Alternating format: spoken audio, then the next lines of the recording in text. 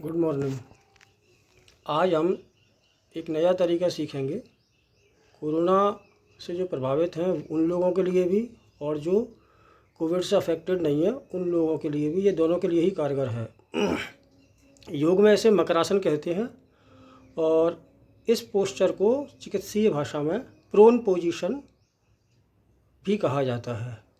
तो इस पोजीशन को हम कैसे लेते हैं, इस पोस्चर में कैसे आते हैं, उसमें कुछ नहीं करना है। सिंपली आपको पेट के बल एक बेड पर लेट जाना है और अपने सीने को थोड़ा सा उठाने के लिए उसके नीचे एक तकिया लगा लेना है। और उस अवस्था में आने के बाद फिर हमको डीप ब्रीदिंग करनी है। ये हमारे ऑक्सीजन इनहेलेशन लेवल को भी बढ़ाता है और हमारे ऑक्सीजन का स्तर जब बढ़ता है, हमारे फेफड़ों में पूरी ऑक्सीजन या प्राणवायु पहुंचती है, तो हमारे पूरे शरीर की इम्यूनिटी बढ़ती है और हम यदि अस्वस्थ हैं तो जल्दी ही स्वास्थ्य लाभ हमको होने लगता है, और यदि स्वस्थ हैं तो हम और अधिक शक्ति या स्ट्रेंथ या पावर प्राप्त करते हैं। तो देखते हैं इसको कैसे किया जाए। इसमें फिर हम बाद में एक चीज़ और ऐड करेंगे। इसी अवस्था में हम भाप कैसे लिए जाए। सिंपल, हमको पानी उबालना है एक भगोनी में और उसको भाप आने तक उबलते रहना है, और फिर इसी पोजीशन में लेटे हुए हम कैसे भाप लेंगे इसको हम देखते हैं। तो आइए देखते हैं इसको। देखिए, ये मकरासन या फुली प्रोन पोजीशन है। ये आपको दिख रहा होगा ऊपर से, और ये डीप ब्रीदिंग चल रही है। इसमें सिंपली डीप ब्रीदिंग करना है, नाक से ही लेना है, नाक से ही छोड़ना है।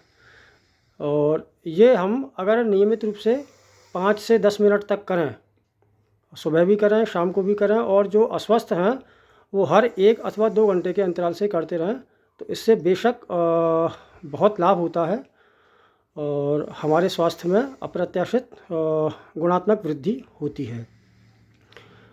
इसमें एक ही बात स्मरण रखने की है कि हमारे पेट में यदि हमारा आमाशय खाली हो, हमने कुछ खाया पिया ना हो, यदि कुछ खाया पिया हो तो उसको खाए पिए हुए कम से कम 1 घंटे से अधिक हो गया हो। तो ये मकरासन योग की भाषा में, चिकित्सीय भाषा में इसे प्रोन पोजीशन कहा जाता है, और इसमें लेटे हुए हम डीप ब्रीदिंग करते हैं, यानी गहरी श्वास प्रश्वास लेते हैं। तो हमारे ऑक्सीजन का जो लेवल है वो निश्चित रूप से बढ़ता है। This is a proven fact, और आजकल डॉक्टर्स भी इसको प्रिस्क्राइब कर रहे हैं। तो ये मकरासन में हमको प्रोन पोजीशन में इस तरह डीप ब्रीदिंग करना है अपने ऑक्सीजन लेवल को बढ़ाने के लिए।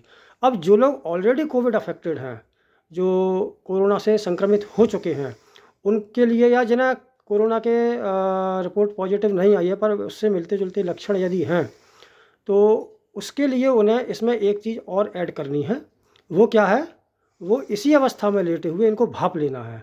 भाप लेने के लिए क्या करना है कि जैसे ये बेड पर लेटे हैं और इनके नीचे हमने एक थोड़ा सा ऊंचा एक पटा लिया है और उस पर एक ये भगोनी रखी हुई है ढकी हुई, और ये गर्म पानी से ढकी हुई है।